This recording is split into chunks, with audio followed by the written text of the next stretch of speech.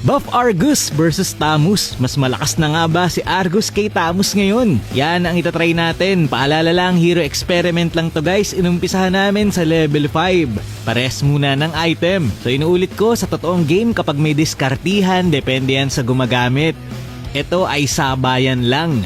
So ito na, unang subok namin ng item. Ito ang nangyari. Sa unang try, panalo si Argus, pero nung nagpalit na ng Trinity build, etong si Tamus, ito na ang nangyari.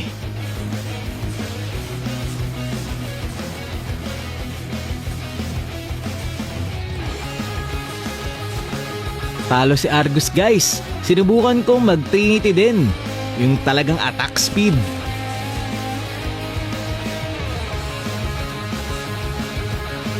Kinakapos talaga, grabe yung Justice saka Blood Wings, kumukunat sa dulo.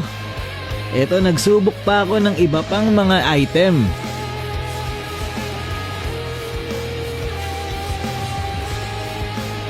Pero wala talaga, hindi pa kinakaya ngayon.